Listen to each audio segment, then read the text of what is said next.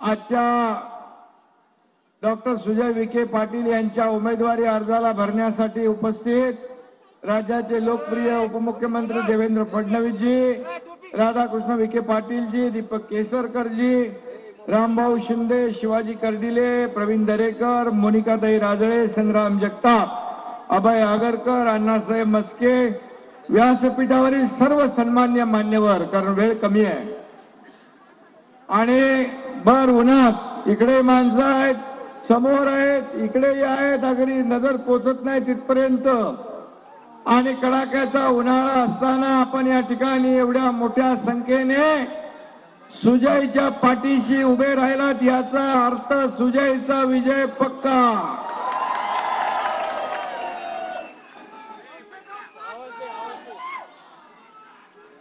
आणि म्हणून आज सुजय विखे एक तरुण युवा नेता म्हणून या ठिकाणी काम करतोय. लोकसभेमध्ये देखील त्या अनेक प्रश्नांना त्यांना वाचा फोडलेली आहे. खरं म्हणजे सुजयचे आज पंजोबा विठ्ठलराव विखे पाटील यांनी या देशात सहकाराचं बीज रोवलं आणि स्वर्गीय बाळासाहेब विखे पाटील आणि राधाकृष्ण विखे पाटील साहेबांनी त्याचा वटवृक्ष केला आणि आता ती परंपरा वारसा सुजय पुढे चालवतोय.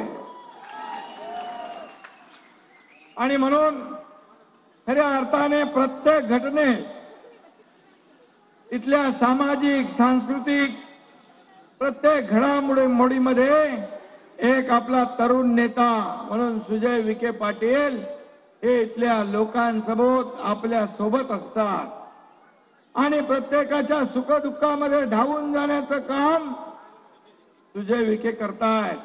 आणि म्हणून सुजय याला इथल्या सर्व भागाची जाण आहे, तरुणांच्या प्रश्नाची जाण आहे, त्याच्या कामाचा झपाटा ते आपण पाहिलाय.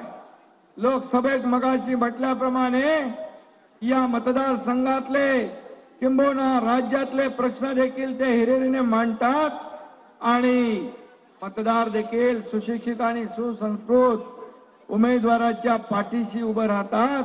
हा देखील इथला इतिहास आहे. आणि म्हणून सुजय याच्या नावातच जय आहे, त्यामुळे त्याचा पराजय होणं अशक्य आहे. आणि म्हणून त्यांचा लीड वाढवायचा आहे, आपल्याला एवढंच काम करायचंय. आणि म्हणून आणि विरोधकांच्या लंकेचं दहन करायचं आहे. हे बरोबर लक्षात ठेवा. हे महाविकास आघाडी रावण रूपी लंकेचं दहन कोणी केलं? हनुमानजीने.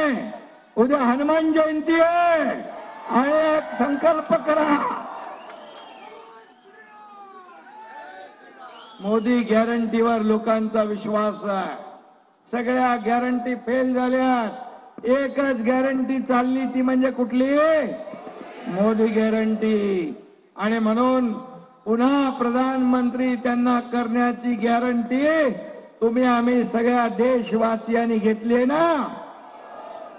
आणि म्हणून हे इंडिया आघाडी वगैरे जे आहे, मगाशी देवेंद्रजींनी सांगितलं कसं ते एक इंजिन, त्या इंजिन मध्ये एकच माणूस बसतो, इथं माणसांना बसायला डबे नाहीत.